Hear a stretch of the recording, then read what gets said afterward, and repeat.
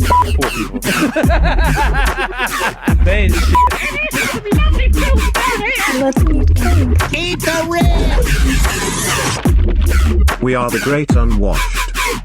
Welcome, everyone, to another episode of Great Unwashed, a podcast for the 99%. I'm your host, Ian Mack.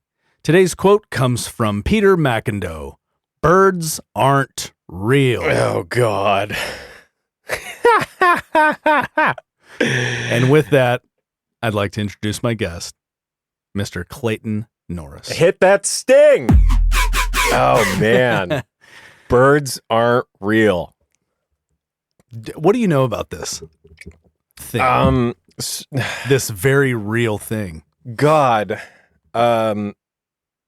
It's a fake psy-op, and it's the sort of thing that freshmen in college are like, dude, have you seen this birds aren't real thing? I'm gonna order that.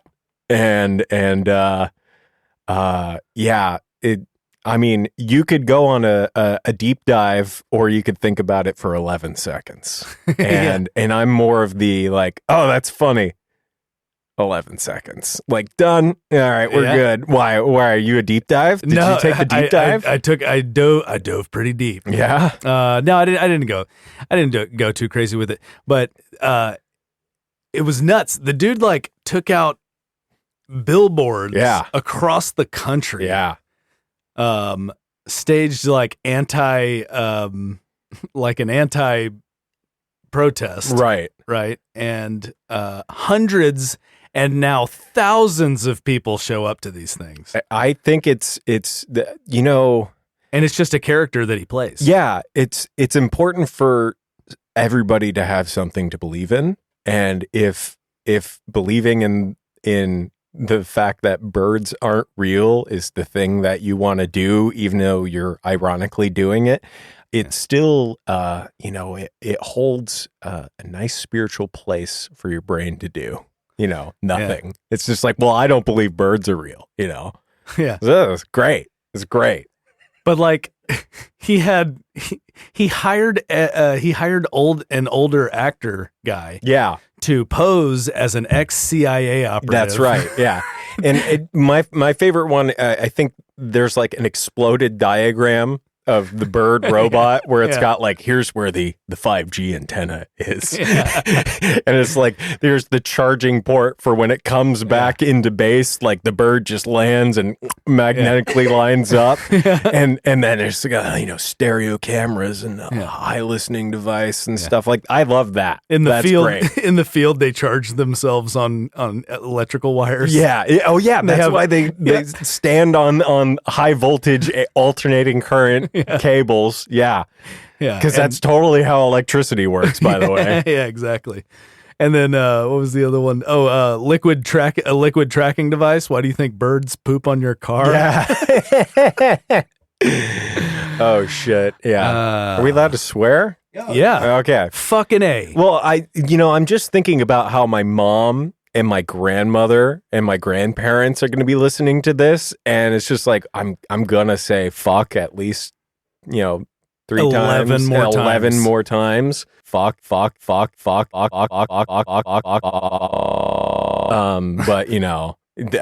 this is part of growing up. You got to hear adults swear. So get ready, kids.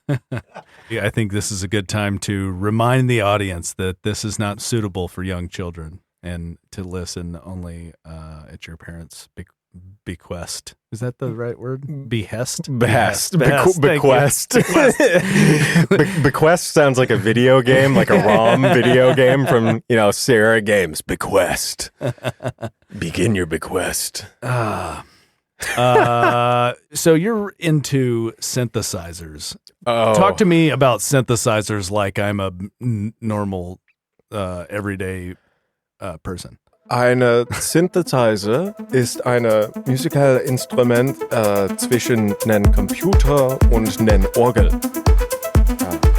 Does that make sense? Yes, it does. Yeah. So basically, shout out to Germany. Yeah. So, oh gosh, a synthesizer. Oh, God. What? Question 1. What is a synthesizer? In today's chapter 1, what is a synthesizer? Okay, here's how I would answer amongst colleagues. A synthesizer can be many things. It's whatever you want it to be. Magic. So, for instance, like an analog synthesizer. Everybody likes to say this word analog now, especially if you have a U and a E at the end. It's like, oh, it's French, analog. An analog synthesizer is basically an analog computer. So we have digital computers and there's analog computers as well. And the synthesizer is basically a tool for creating music or sound using an analog computer. So it uses voltages instead of ones and zeros, for instance. That's what makes an analog computer. But a synthesizer can also be digital in the way it creates its sound. It can also be sample-based, and it could be a hybrid of all of these wonderful things. They come with keyboards. They come without keyboards. They come in parts. They come in wholes. It's like donuts, basically. Yeah. That's a synthesizer. And I wouldn't say I'm into synthesizers. It's like an addiction. Okay. Once you start, yeah, you kind of don't stop. You just accrue more and more gear, and your whole life becomes a synthesizer. You have to. I get this question a lot from folks. They always come to me and they go, "Hey, gear guy, I'm thinking about getting my first synth. What should I get?" And I go, "Oh, have you written music before?" And they go, "No." And I said, "Then don't get a synthesizer." What do you want to do? I want to make music. Well, don't get a synthesizer. Because if you get a synthesizer, you're not going to be writing music. You're just going to be buying more synthesizers because that's never enough. It's never enough. If you want to make music, get a digital audio workstation and then learn like, oh, I want to make house music, or, oh, I like trap or hip hop. Learn how music works and then go, oh, this would be the synthesizer or the keyboard or the drum machine or the sampler that I need to get.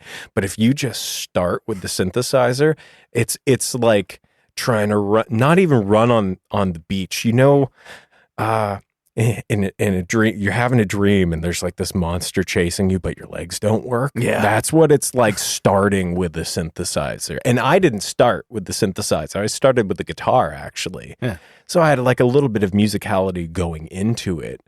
But I would definitely say the reason why I got into electronic music is because I would like look at, videos of my heroes and go, what's that piece of gear?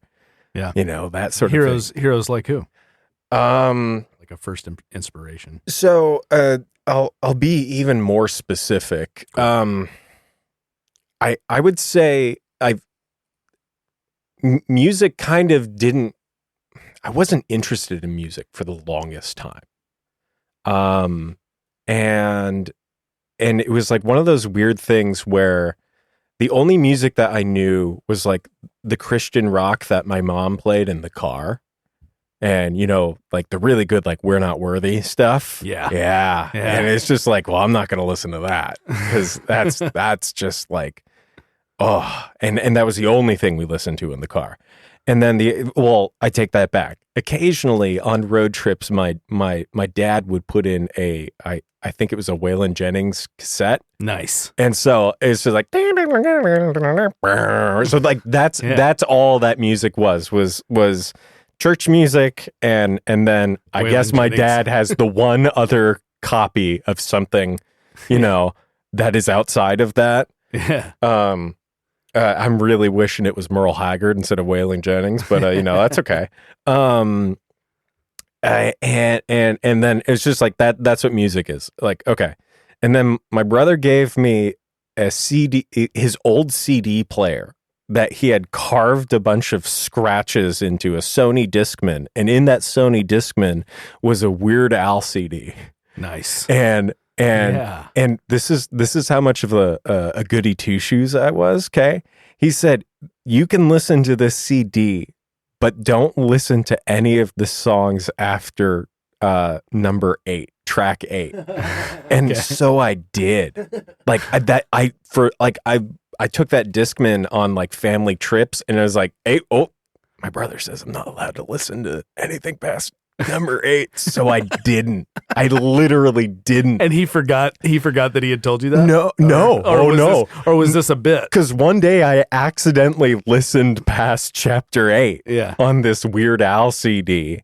And I was like, oh, this is like, I understand. It's like a little bit more, I forget what track it was, but I started like singing the lyrics to it. And this was like a year later. And my brother goes, I told you not to listen past track 8. And I was like, oh no, he knows, he's going to tell mom. So like to me, music was this sort of like joke thing. Yeah. And then MySpace happened. Right. And on MySpace, you could have a song on your profile. And there was this girl that I liked. And I went on her profile, and she had Video Killed the Radio Star by the Buggles on her profile. And I'd never heard anything like that before. It was just like, whoa, that's wild. And I was like, I went, Mom, have you heard this song? And she's like, yeah, of course I've heard Video Killed the Radio Star. And it's like, oh, this is really great. So I started listening to that. And then I started like reading about, who Trevor Horn and all those folks were. And it's like, they're music producers. Like, that doesn't mean anything to me, but I'm going to keep reading. And then it's like, oh, they use synthesizers. I don't know what a synthesizer is. Okay. And they play in all these other bands. Like, okay, cool. I don't know anything about any of these other bands. So I started going on YouTube. Yeah. And there was one week, it was September of 2008. About to say that had to have been in the early days of YouTube if you're still talking about MySpace. It was September 2nd, 2008. And I found a video of Devo performing 1978 on Chorus TV, which is a French television program, and it's their full set from 1978 when they're wearing 3D glasses and yellow Tyvek suits with Devo on the corner. And I was just like, holy shit. Like, this is so beyond anything I've ever heard before. And they're like choreographed, and they're wearing uniforms, and they've got 5 synthesizers in front of them. And I was like, I don't even know what those are. And like, so I was just like, how do I find more? And like, as I'm doing this research, I then see another video, and it's of Kraftwerk performing in Utrecht in 1981. And I was like, no, it's like, whoa, this is like this sort of like punky guys, and they're like doing all this like noisy punk music. And then there's like 4 German guys, and they're all dressed really nicely, and it looks like they're playing in a laboratory. And I was like, these are the two sides of the same coin. Like, everything is coming together right now.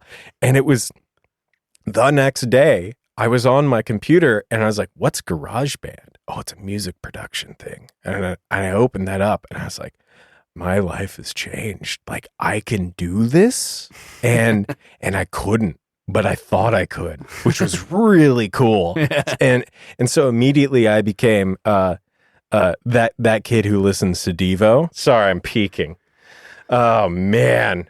Oh man. So yeah, that's like the first day of the rest of my life was that. What's so significant about September 2nd? Was it like a significant day, or you just remember that? Nope, I just remember the day. I have one of those weird memories. Whoa. Yeah. Tell me about that. It's something my dad and I both share. Okay.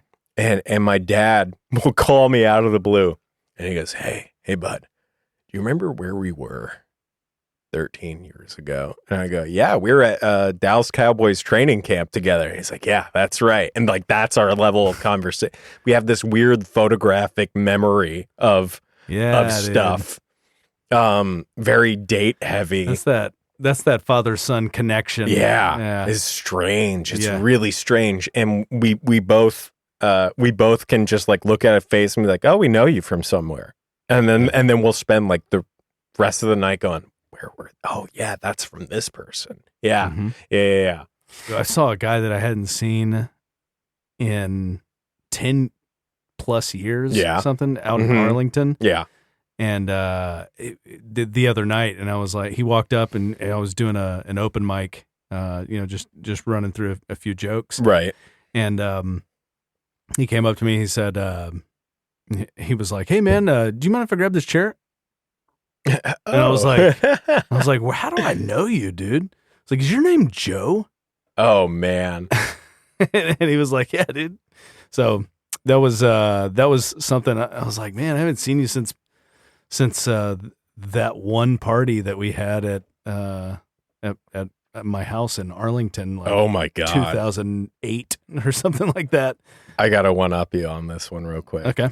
I had to go to Los Angeles for like a family thing, sort of family emergency. And I had to fly out on a Friday, and the flight was at 5:40 back home. And I get to the gate, and they're like, gate change. I'm like, sorry, gate change. No, okay. Gotta go to the more desolate part of the airport and slug all of my bags and everything like that. And I'm sort of standing outside of the Dunkin' Donuts because I hate myself in the morning. It's like, am I really going to drink this brown crap? But it's 5:20 now. And I just need to make it through the day. Like I'm sort of giving myself a pep talk of like, yeah, I may vomit, but there's caffeine in there. I need this. And I turn, and a girl I went to third grade with was just walking right in front of me. And I said, hey, what are you doing here? And she looks at me and she goes, oh my God, what are you doing here? I was like, I'm flying home. You going to Dallas? And she's like, yes, I am. And we're just looking at each other like we hadn't talked in ages. Whoa. And it's just like right there, right in front of me. It was nuts. So I took this trip out to LA, Mm-hmm. and there was I went to Second City in Yeah. LA, Mm-hmm. and we were just going to go see a comedy show. I was Cool. there with my buddy Riley, and I was visiting him. We go to this comedy show, and he's off getting drinks. Yeah. And they start the show, right? And the first thing they do is they run out. They're like, "Hey, we got anybody from out of town?" And me, I raise my hand, and then a bunch of people up in the front raise their hands, and we're like, "Where are you from?" And they said Fort Worth. Oh, and no I was way. like, "Whoa!" And so it turns out that on the second part of the show, one of the performers, I forget her name now, but she was not only was that her mother in the front row, she was my friend, like one of my best friend Jessica's like English teachers. Oh my gosh. And her roommate when she lived in New York that she was always telling me about. Oh my God. And I was like just kind of blown away, right? So the node of the universe was there. Yeah. That whole trip was like that. Like That's nuts. First guy I met when I pulled into Arizona was from Corpus Christi, where I was born. Oh my God. Yeah. Fucking nuts. I have this weird thing. My partner's always getting on to me about it. I could be anywhere and I will run into someone I know. Like I was at the passport office in McKinney. And I just walk in and it's like, oh, hey, Catherine. And she's like, will you stop doing this? Like, how do you know someone everywhere we go? We'll be in the most random places. It's just like, oh, yeah. It's like there's a magnet in my head. And it's just like telling me what direction I'm pointing in. And I'm not aware of it until it's like, oh, yeah, I know where we are. It's strange. It's unexplainable. So did we ever pull the trigger on doing any of the Wondercrust stuff? Do you remember that? The hell are you talking about? Wondercrust Movie Watchers Club. Remember we spoke about it when you guys were first starting Vogue Machine, like kind of first getting traction. Oh man. And we were doing the That's right. the FYI show at Lola's. Yes. And I think you guys came to one of those, but I know we talked about it way back in the day. This was ages ago. Yeah. Oh my gosh, that is something I haven't thought about in a very long time. Yeah. Maybe with your memory, like you can remember how that went down, because like I feel like we had that conversation at Southside, I think. yeah, maybe so. Yeah. Yeah. That's when we were talking about that. And I think I didn't have any idea what you were talking about. All right. Like Mystery Science Theater 3000. Yeah, that's right. Like that's what stuff and it's sort of like a dry commentary sort of deal on like films, right? Yes. I remember it didn't turn into anything. It didn't come to fruition, right? Okay. Right. Yeah. We should revisit that. That would be wonderful. Yeah. Oh man. They did Wonder Girls live. I remember it being a live thing, right? And or was that that might have also been? It was either FYI, because we had three real big shows that we did, and then the third one was the third and last one that we've actually performed in was Riffomania. Yes, done by Lee Littlefield. Yes, Riffomania. Yes. Oh man. Yep. That was a lot of fun. That's bringing it back. That was good. Those are good times. Yeah. I think I'm very wistful about those times. Is that the right word? Wistful? I don't know. Nostalgic? I don't know. I said bequest. Earlier. Bequest. I'm very bequest of those times for sure. So have you, Sam mentioned that you've been spending some time in LA? Yeah. So I was in LA hanging out with my grandparents, and at the same time I'm like sort of part of a lot of bigger projects that are all just happening in the ether. At the same time, a great group of people that I've been working with on some projects called the Krita Arts Center invited me and then another artist that I'm her studio manager to go to this book reading event of a new book about the artist Sister Karita Kent's early work. She was a printmaker, and there's lots of photos, and so basically it's like 35 millimeter slides were scanned for the first time, put into a book, and this great author was presenting it, and it was just so happened to be there for this. And so we were all there, and I show up, and this is like a real deal. Like, you got to check in for this book event, and it's in this wonderful 100-year-old theater right in downtown, and it's just gorgeous, sort of like Mexican mission revival / Art Deco architecture, and everybody's in ties, and I'm wearing my Levi's jacket, and I was just like, wow, these people don't know that I overdrafted my bank account last week. Like, this is great. So I pop in and out of LA, hang out with my grandparents for a little bit, help them with their computer, because these are complicated, things. Complicated devices. Yeah, that are now the necessary evil. You can't do anything without a computer. Seriously. Or even a computer in your pocket.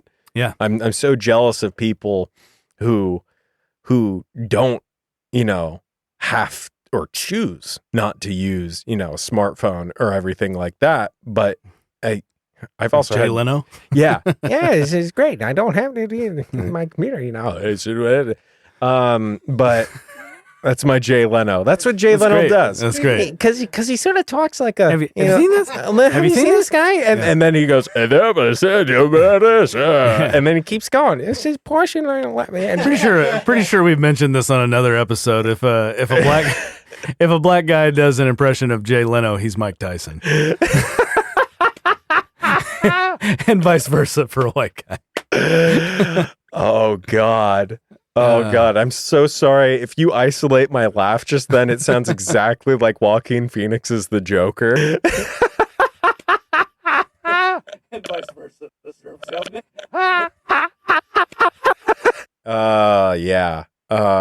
But Jay Leno does the thing where he's like, yeah, this is Tetra. It's a Czech car. It's from the Czech, and it goes like really deep, and then he's always got his hands to tell us about this Honda. Yeah. Oh man, So good. He does the hand. If y'all at home couldn't see the hand thing, I did the lean back and then hand out of the pocket, point at his radiator. Yeah. Slaps the hood. Yeah.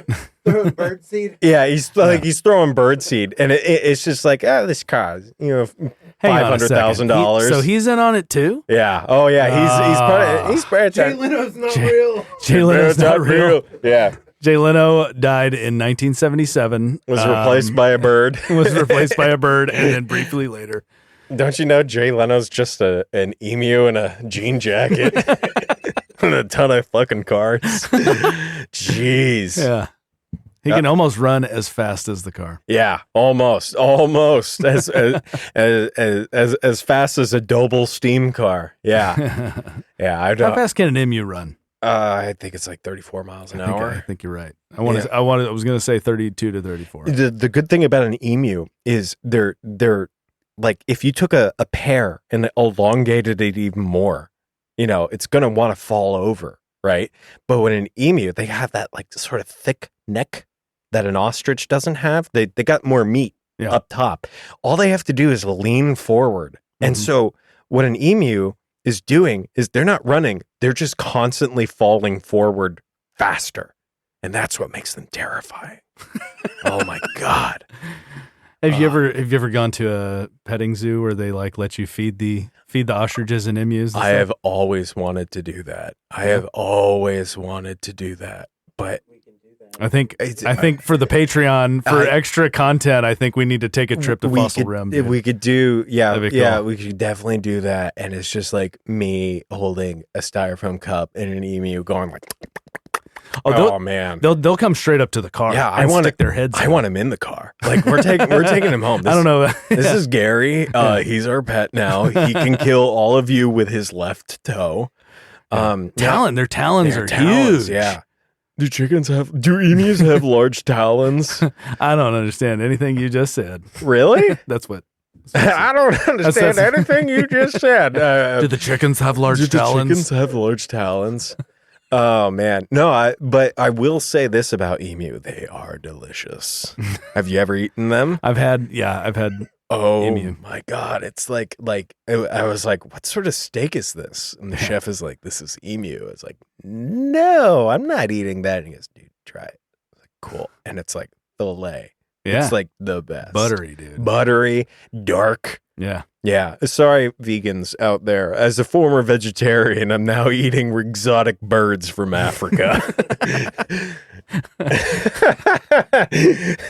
They better beware at the the drive-through park. Look at that delicious bird. You know they don't run, they just fall over faster, right? All you gotta do is trip them. Those are the government's attack drones. Yeah, these are the attack. Yeah, exactly. Fall right in my smoke pit. These are experimental. Oh man, these are actually made by Boeing, which you don't know. Look, boots on the ground. We got talons on the ground. Come on, boys. Yeah. Move out. Oh man, love a good emu. Love a good emu.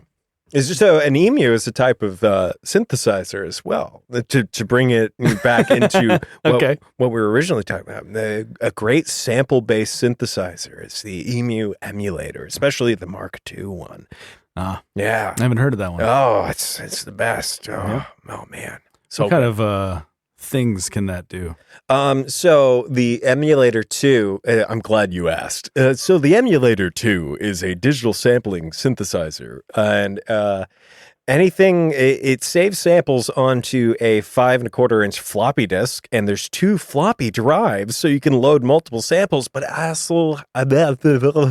also has a built-in sequencer, so you can sample instruments or drum kits and then just load them in with these big old floppy disks and then sequence everything. And it was one of the first synthesizers that interfaced with a computer, so you could hook it up to an Apple computer using the serial ports and edit all the samples that way. It was mind-blowing. And it was 1983 and 84 that those came out. Wow. And they cost $8,000 back then. Yeah. Whoa.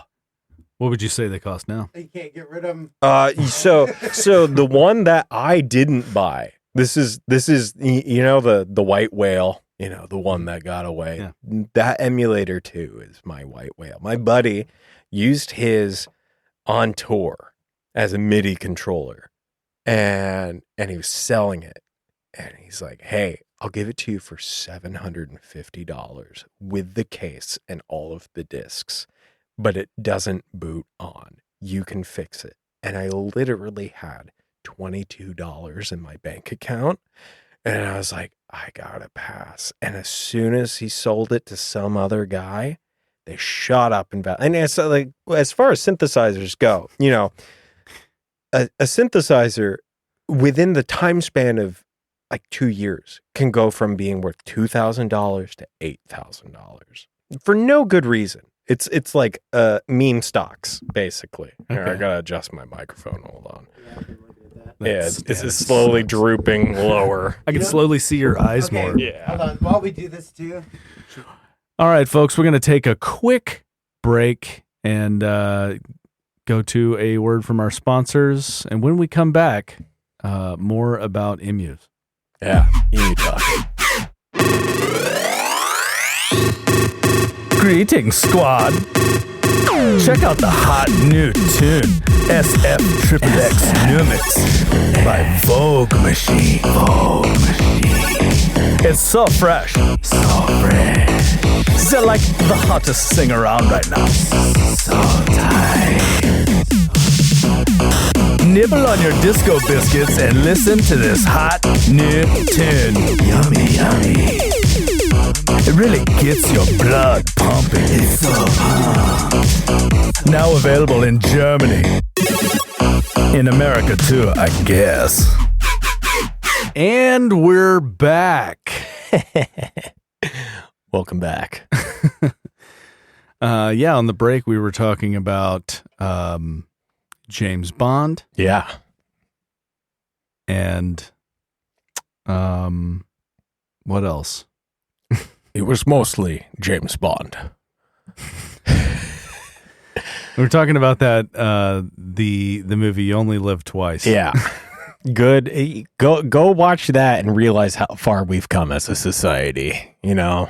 Like, oh, this used to be mainstream? Wow. I will give that movie a little bit of credit in one thing, because is Ernst Blofeld, sorry for the accent, he's running this operation in a hollow volcano, and he's got a stainless steel rocket that goes up into space and then lands on its own and does a vertical landing, you know, an assisted landing. And even as a little kid watching it, it's like, well, that's science fiction right there. And now we have fuckface doing that for real, spending our tax dollars saying, we're going to go to the moon with our giant stainless steel rocket ship, and it's going to land on its tail and everything like that. So, yeah, What do you that's not think real. about that? That's not real. So I'll say this. What is real? Tell me that, Clayton. Not birds. Jesus Christ. Birds aren't real. I'll say this. Okay. My grandfather is an retired aerospace engineer. Mhm. He developed the wonderful engines for the Concorde with a guy, I don't know if you know who this is, Frank Whittle. Okay. Okay. Okay. You don't know who that is? He's only the inventor of the jet engine. Yeah. One of the inventors. There's multiple. Yeah. that movie. And Oh, yeah, that movie. Thanks, Sam. yeah, remember the great biopic about the guy inventing the jet engine? Yeah. I don't remember that one. I don't Needs to either. be made. Yeah, no. What are you talking? Hold on. Wait, which one are you Producer talking about? Sam's Hold chiming on in. now. Hold on. The movie with Astronaut Farmer. Astronaut Farmer. It's a Leonardo funny. DiCaprio, and he's That's the Aviator. That's the Aviator. That's not the jet engine. No, dude. He invented the spruce goose, bro. Yeah, he designed the Spruce Goose. He didn't invent the jet engine. Oh, What are you talking about? all right. All right. Anyway, so thanks for that. He also pissed in jars and let his hair and fingernails grow out. Yeah, that's all I was thinking about. Yeah, and yeah, I was thinking about the piss jar guy. You know, the one who bought the Sands Hotel and lived in a movie theater for 8 months. Love that guy. Love that guy. What was his name? Hold on. See, this is the problem I had. I was just sort of like freaking out last night. I was like, what if I forget someone's name? Oh, the guy I can't remember his name either right now. Why am I forgetting this? The listeners right now are furious. Yeah. They're yelling, Howard Hughes, asshole! There you go. It's Howard Hughes. Okay. Howard Hughes. So, yeah, it's Howard Hughes. The thing about Howard Hughes is he got around, okay? Yeah. And he got around Texas a lot. And if you go and look up people named Howard Hughes in Texas, there's a lot, and they're all illegitimate children of him. That's my conspiracy theory. Not fuck your bird shit. Yeah, Howard Hughes has like 10 Howard kids Hughes is all the same. named Howard Hughes. And the funny thing is, It's all the same guy. I was grocery shopping, peak pandemic, right? And there's this real ancient old guy in front of me, and he was just taking his time. And the guy had bought beer, okay?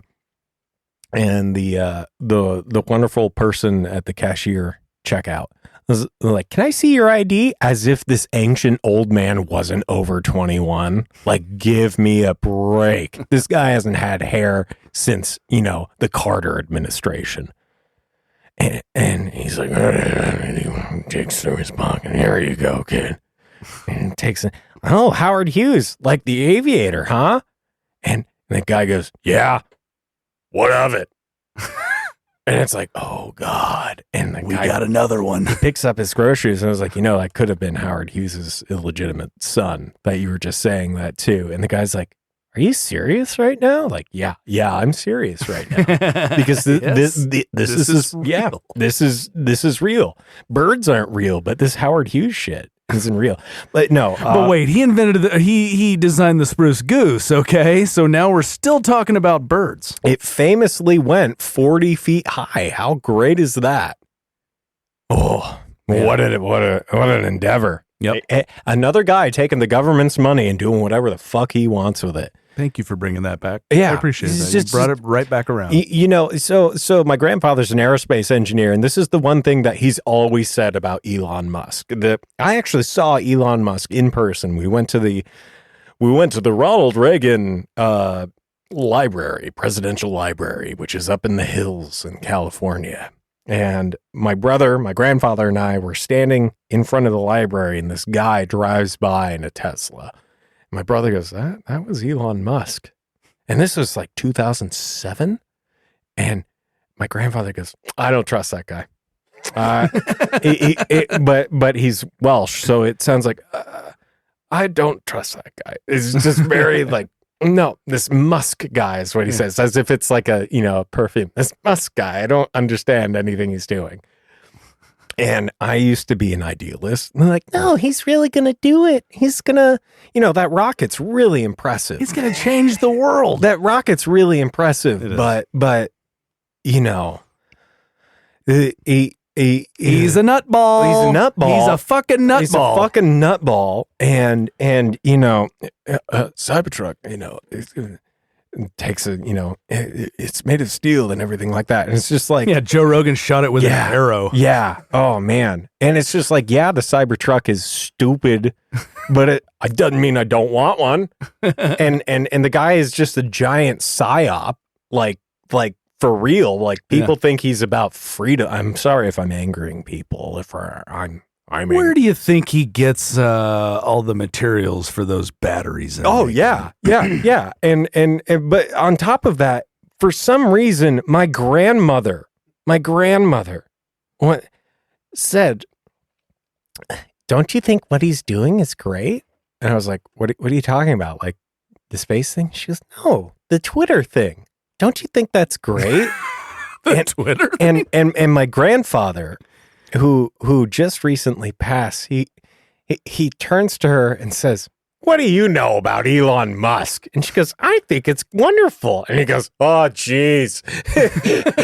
like even he's like, you don't know anything about you. But yeah, why are these old people convinced that Elon Musk is for freedom of speech, freedom to tweet whatever the hell you want, I guess. But and we're going to build rockets. And have you seen the new Gigafactory? Yeah, that they've built in Austin. Yeah, the thing is huge. It's not built; it's still being built. I talked with somebody who's worked there, and I was like, so what's that like? And he's just like, well, somebody had their arm torn off last week, but you're not going to see that on the news. I was like, holy shit, are you fucking kidding me? We're probably going to have to cut that, or else Elon Musk is going to cancel us. Right, yeah. Anyway, X is a fantastic program. Yeah, we use it all the time. So we love it. If you're just now joining us, what we were just talking about will be available on the Patreon. How much is the Patreon? You can give however much you want. But we have people at the phones. I wrote that when I was drunk. Yeah, we got a lot of people in the back, accepting orders and everything like that. No, Let's go to the phones. It's create a product that is so stupid and government subsidized, and then everybody wants it, even though it's a piece of shit. Wow. I mean, that's the entire car industry. Yeah. Like, oh my God, that's the whole car. So everybody's just as bad. It's just that we have this one guy to shit on, which makes it a hell of a lot easier. Yeah. And who else are we going to shit on? Henry Ford? Yeah. Are you kidding me? Yeah. Let's shit on Henry Ford. I mean, well, first of all, so my partner. What do you know about Henry Ford? A whole lot. A lot of this is Henry Ford's fault. Yeah. This whole thing. Yeah. This whole thing of America being an For the podcast. Yeah. Yeah. I think podcasts are Henry Ford's fault. Oh, shit. Here we go. Could you imagine if Henry Ford had a podcast? Jeez. No. Oh, gee whiz. Yeah. As my grandfather used to say, gee whiz. Oh, geez. The Model T. Yeah. They said you can get the Model T in any color as long as it's black. Except that's not true. The Model T came in many, many colors depending on what factory it was from. And it wasn't until they realized later, much later, towards the end of its design, there's just like, oh shit, what if we just took everybody's money and made this cheaper and shittier? Now the Model T is great because it's like it's bulletproof. Like there's so few failure points because instead of it being an iPhone, it's a rotary phone. And Analog versus digital. No. Okay, It's not analog versus, and this is something that we're going to put to bed right now. Okay. It's mechanical. Okay. And there's this great thing apologize. that, and no, it's not your fault. Sorry. You're just uneducated, and that's why I'm because when you say, oh yeah, I'm an analog photographer, sure, now you can say that because it's been said by so many people, it's now true. But analog photography is not analog, it's photochemical. It's crystals. It's crystal magic. It's light touching crystals and then it's chemically processed. That is not analog because as we were saying, this is all tying back together. Early synthesizers are literally analog computers, whereas a digital computer is a time-based thing. It's time-based, whereas an analog computer, it's infinite voltage-based. It's not a number. It's like a frequency and an amount of voltage that's doing the calculation that you need. There's no analog computer inside of a camera unless it has some sort of analog like range finding circuitry. Do you understand why I don't have much friends now? Okay. So oh my God. Yeah, there's a great, it's marketing. This is the reason why you've never pet an emu. Oh my God. Because then I'd be grabbing the bird by the neck like, you're not an analog photographer. It is an electrochemical process and you don't understand it. I'm like wrestling this giant bird who's just trying to get away. Yeah. Oh man, no, it's just marketing, and I understand that because people called me a hipster when I was in high school, and yeah, who would have thought the kid dressed like a geography teacher who has synthesizers called a hipster? But it's like really well fitted geography teacher. Yeah, Yeah. I Like you just walked out. Yeah. Of American lecture. Apparel. Yeah, and Every day. Well, you mentioned on the break that you used to be an art teacher. yes. So I used to be an art teacher. And then we'll get back to emus and synthesizers. I used to be an art teacher. I used to be a high school art teacher at let's call it a Dallas high school. I won't name which one. Shout out to all my former students listening. Love y'all. Woo woo. Woo woo. Yeah, used to be a high school visual arts teacher, and that was trial by fire right there. That was like, wow, like you realize what public education actually is. You know, there's all this thing about like, well, we don't want to teach evolution or CRT in our schools. And it's like, you know what I got when I walked in on my first day with no training whatsoever, an 8.5 by 11 vocab sheet. And they said, this is what you're teaching all year. And there's like 12 words on it. And I was like, where's the curriculum? That's it. That's the curriculum. We don't understand this. And yeah, and you figure it out. And my boss, bless her heart, was like an 82-year-old woman. She was my principal and my boss. And I was like, where's the curriculum? She's like, I've been trying to get them to write a curriculum for years. And I was like, yeah, I agree. So what do I teach? And it was just them 12 words. Yeah, those 12 words. It's like, well, this is the first week of my class. And I was teaching a lot of freshmen. Yeah. Okay.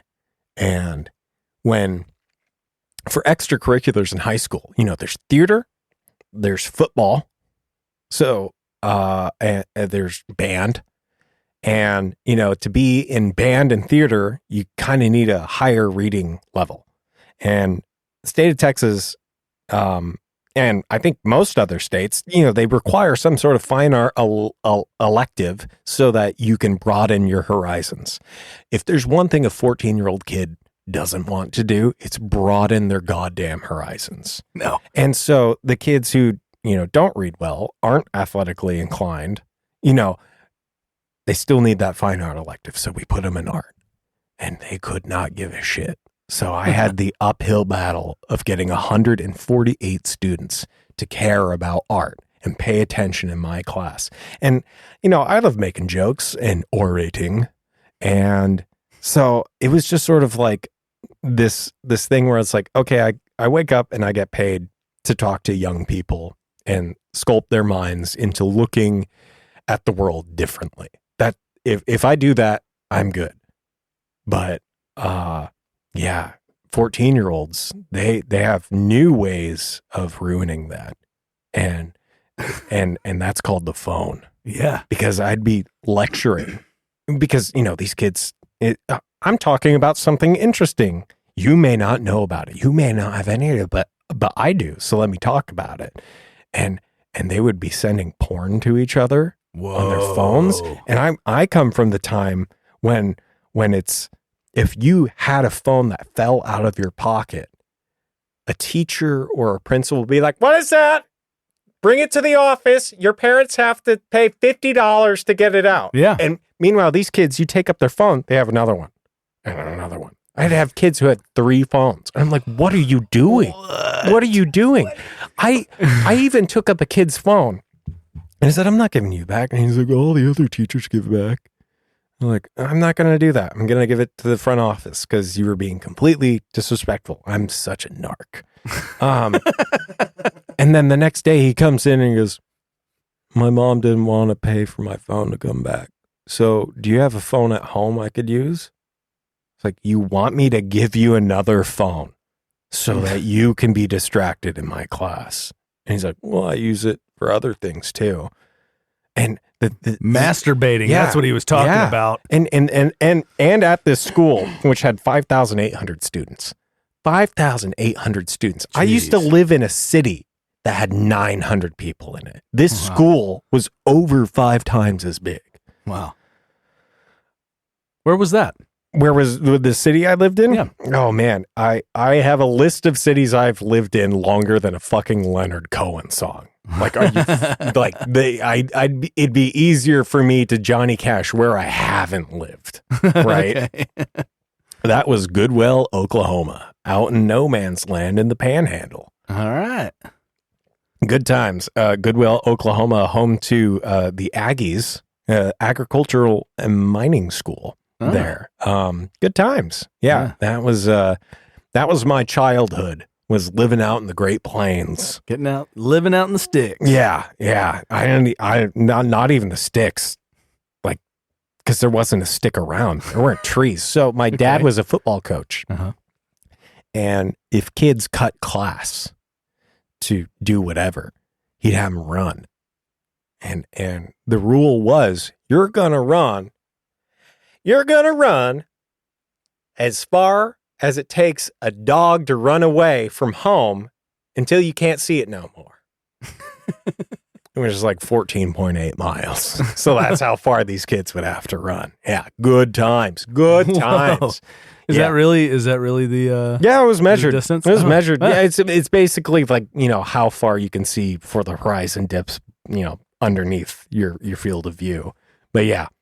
Yeah, grew up in a lot of... not a flat earther. No. Okay. Earth round. Okay. Earth round. Please. Earth round. Yeah. Oh, jeez. I believe it's an oblate spear. Spear. and this is... Spear-shaped. Spear. This is when I do the Neil deGrasse Tyson. If you were to take the Earth, it's pear-shaped. It's actually wider underneath the equator. Exactly so it's roughly pear-shaped. But if you were to take that sphere and sink it into the size of a billiard ball, it'd be the smoothest billiard ball anybody's, geez, flat Earth. Flat Earth. What are you doing?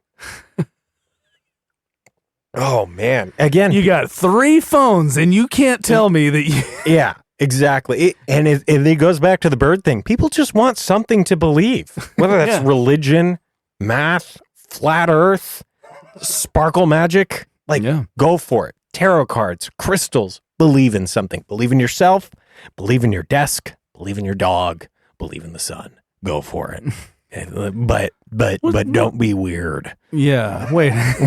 Don't be weird with it. Like, don't go door to door talking about, end times or the flat Earth, because then you're just interrupting people, You're interrupting people with their own weird beliefs going on. So it's just a mismatch, I would love to open my door. Yeah. I mean, He's got a model of the Earth as a dome. Have you heard the good news about the dome? Have you heard about how the Earth is a donut and it's accelerating infinitely through space, and that there's an ice wall that keeps us from reaching the poles because the poles don't exist? I love that. Oh man, yeah, it'd be like I'm gonna fire this gun into the air, and the dome is going to reflect it back to us. To wrap that up into Elon Musk, that's why people think that the new rocket exploded. Dude, it hit the dome. It hit the plexiglass. Do you see that? Boom. Oh man, I didn't see that. Yeah, I didn't hear that part. This is what makes me want to just unplug from the internet. Yeah. And it's just like the world in general. If like my band, like I'll hire a PR agency to do that. Oh man, I just want to unplug from everything. Like I want to go out to the woods, man. Yeah, I want to go woods. I'm going to play cards. I've got, art making materials and a music studio. And then like once a year I send a thumb drive to some guy in New York who just spreads it around, and then I get a check for $4 from streaming. That's the way to live. But at least I'm chopping my own wood. Yep. Yeah. Raising my own chickens. Yeah. I've got some chickens in the back. I got my chickens in the back. Yeah. Now we're talking. That's the life. That is the life.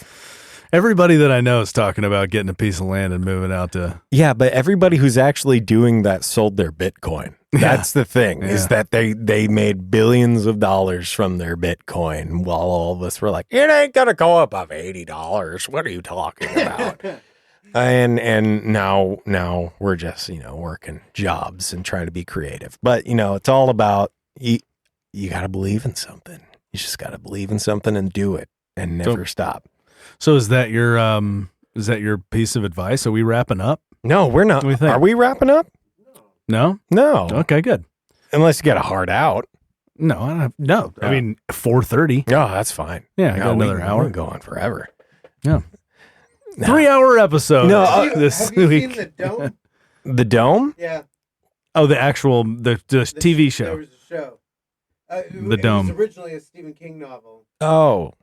but it got turned into this mid-2000s CW drama.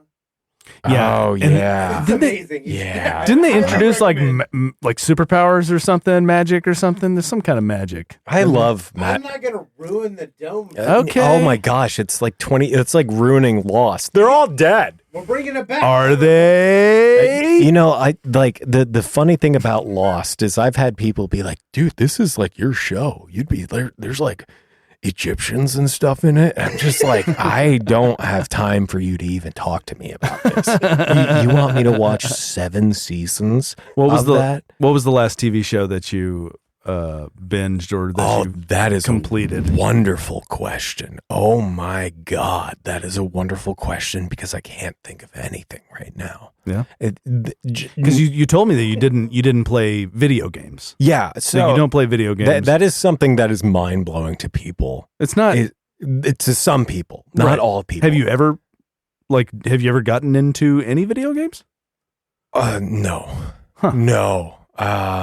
It's like really weird. Yeah. Sam was like, "You should play Starfield." Yeah, and, yeah. Sam, Like, let's start with Pong first, yeah, dude. Producer Sam was like, "Dude, you play a new Starfield?" And I was like, "Is that a song, or is that like the new posthumous David Bowie record?" Like, I have no idea what you're talking about right now. No, my partner's a big gamer, and I am not. I remember my brother being like, "We got to get you into video games," and I'm like, "Why?" Like, I have no interest. I think it's like this weird ADHD thing where I'm just like, this isn't serving a purpose. I can't do this right now. If Look at Sam getting real. if it stretches your brain muscle and that's what you're looking to do, awesome. That's great. Yeah. I do not get any sort of fulfillment into that. Let me think about that TV question. Mhm. But Sorry.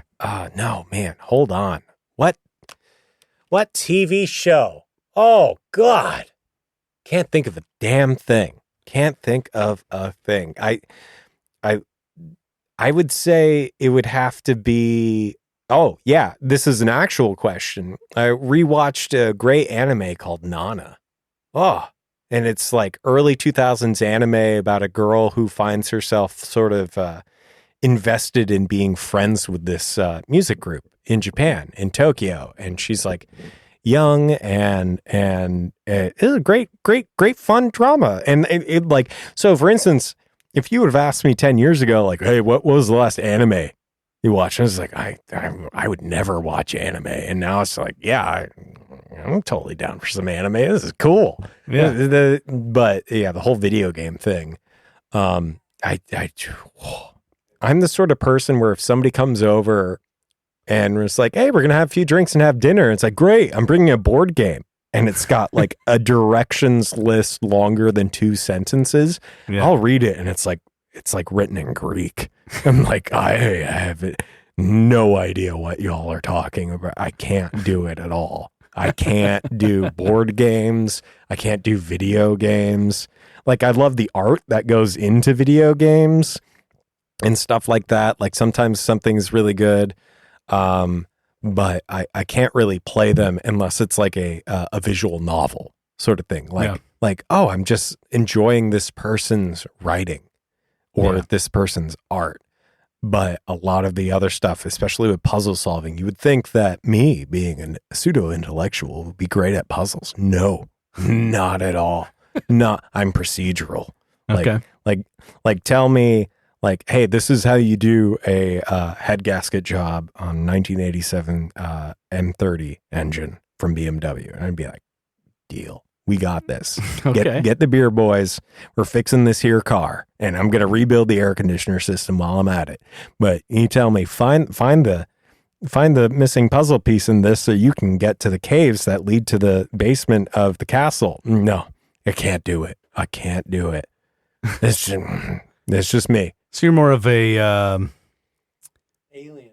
alien. Yeah, I think that was foreigner. Yeah. No, I'm weird. And you said foreigner. Yeah. And you've been speaking German. Are you German? No, the funny thing is, my family's actually Welsh.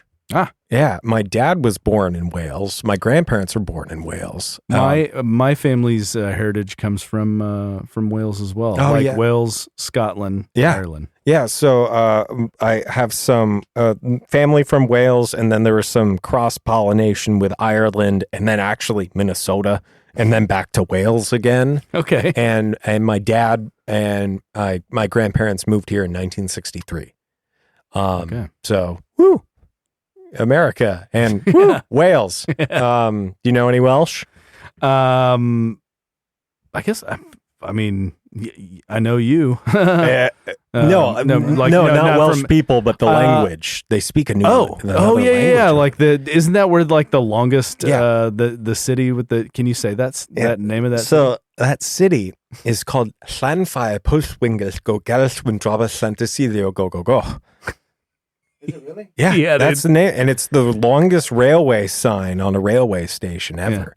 And that was all born because I knew you would know. Somehow I knew you would fucking know that. The Llanfair Postwingers Go Galswin Drobas Santasilio Go Go Go, and there's a lot of L's in there. The double L is and there's a quadruple L in there. Yeah. No, family's Welsh. And the funny thing I share with my grandmother on that side is, she was a kid and the Germans were dropping bombs on their city, but she was fascinated with the German language as well. And after the war, there were a bunch of kids who went to Great Britain, and it were like foreign students and everything. And so there are lots of German kids in this little Welsh steel mill city. And my grandmother was friends with them. And my great grandfather was like, I don't know why you're friends with all these krauts. They were just bombing us for the last 6 years, really. Yeah. But yeah, the city that they lived in was the largest steel mill in Europe. And so the Jerrys definitely wanted to get that target.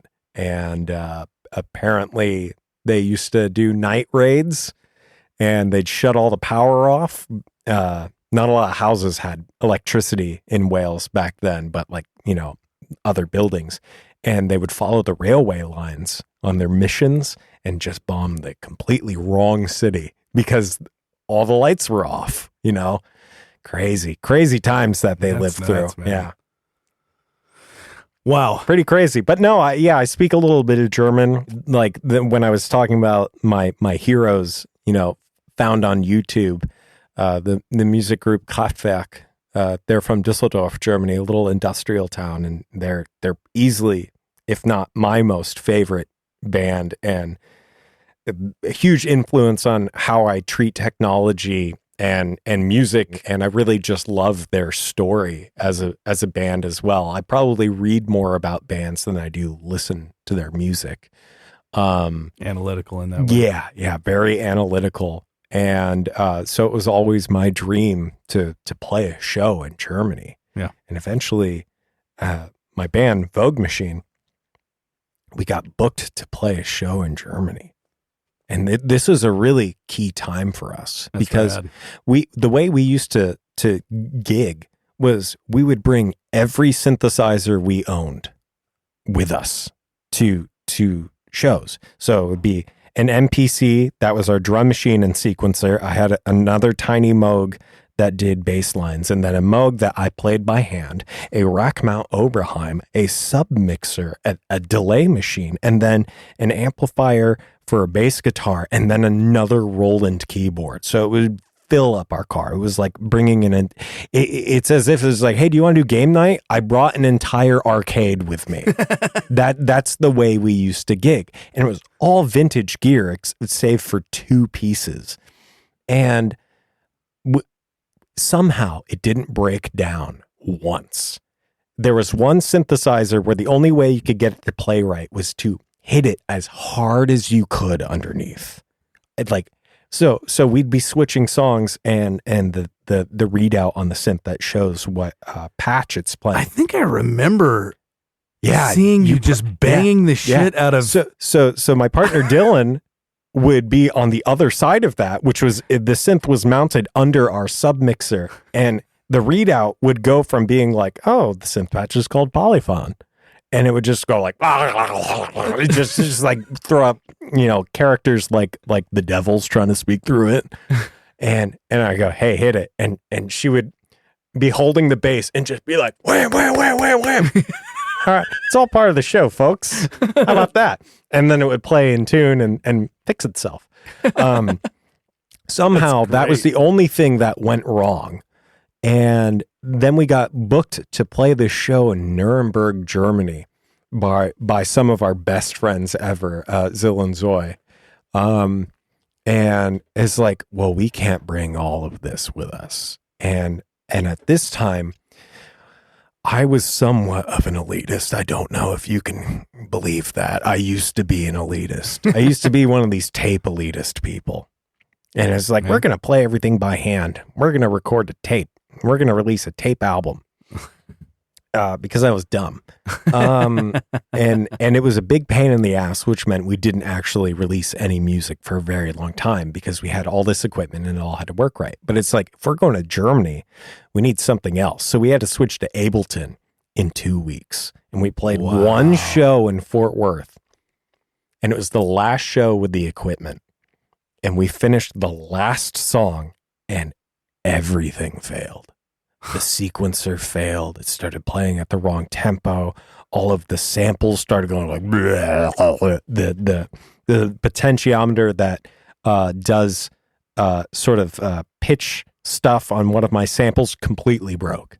And I was like, this is the universe telling us we need to move on from this old technology. Yeah. And from then on, we started using Ableton. I had 2 weeks to teach myself Ableton. It was awful. We flew to Germany. We flew to Nuremberg.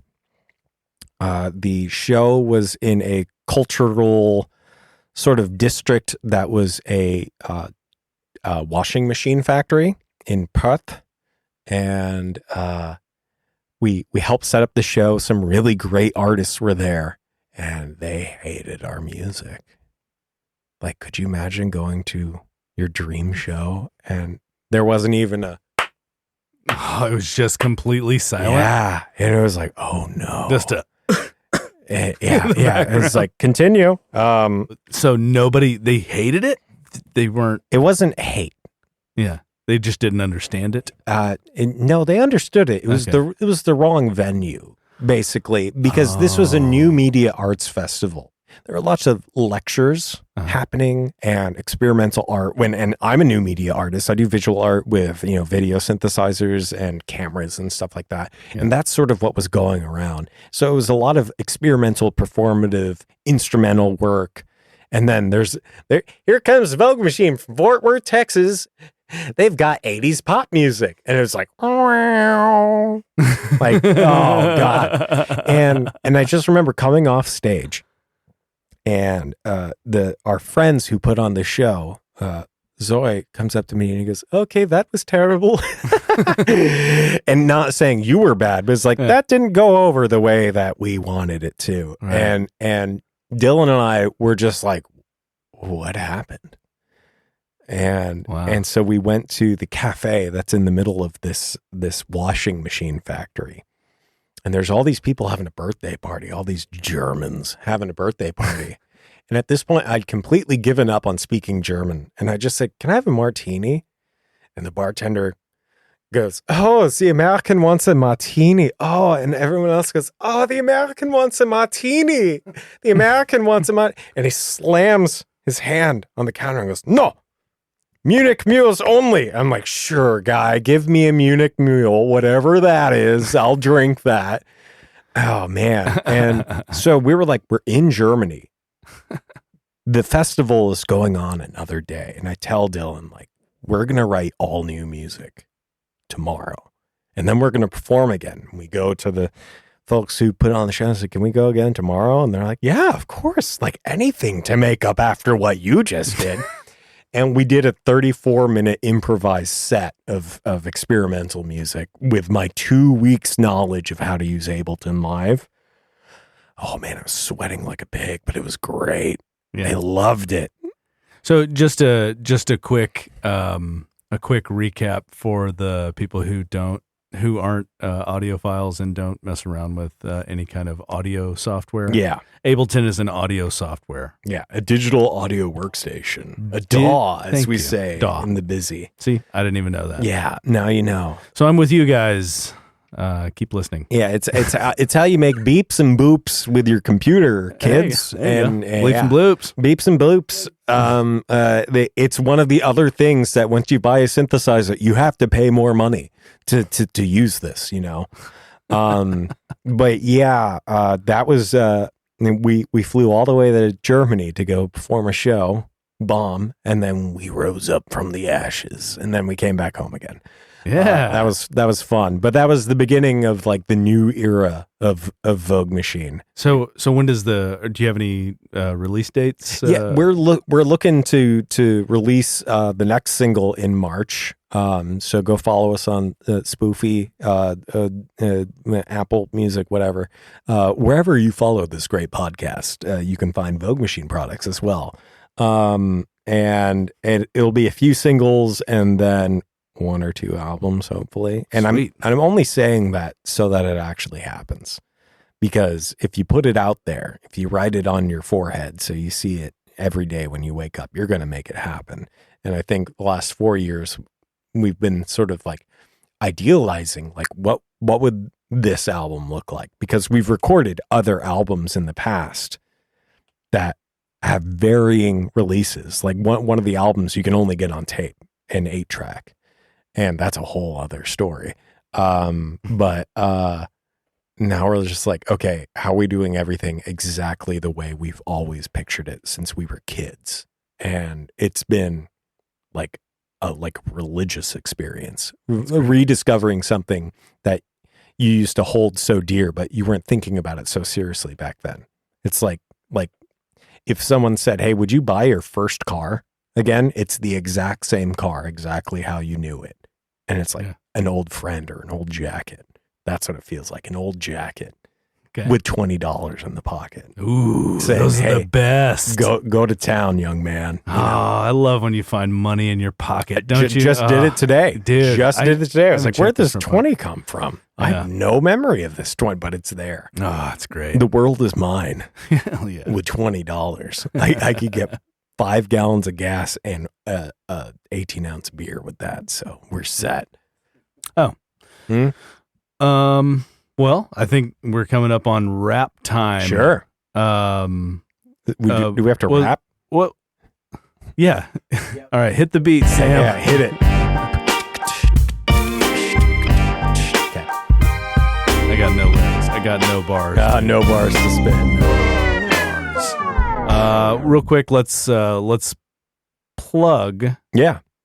Plug Vogue Machine at Vogue Machine, VogueMachine.com, Vogue Machine everywhere you want. Vogue. That's Vogue like the magazine, machine like a sewing machine or a fax machine. Give us one piece of advice for our audience. If you're doing something right now that's like a creative outlet, and somebody came to you and said, "You will never get famous for this," would you stop? No. It doesn't matter, because it's like back to the. It's like telling a Please. bird you can't fly. Yeah. You know, It's like, it's a bird. It's Going back to the goddamn bird. It's gonna fly. It doesn't matter what you're doing. It doesn't matter if one person or a million people are listening to you right now, or looking at your art, or going on your Tumblr. It's just like, if someone told you tomorrow you will never be successful doing this, would you still do it? And if the answer is no, then maybe you're doing it for the wrong reasons. But always do it. And because you don't know if it's going to be 1 year or like 10 years before you finish your first thing. Just go do it. Just go do it. Like, do it no matter who. Singing in the shower. Yeah. No one's listening but you. Yeah. You're still going to do it anyways.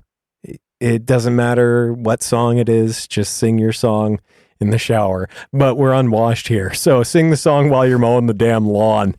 Get back to it. Love it. Yeah.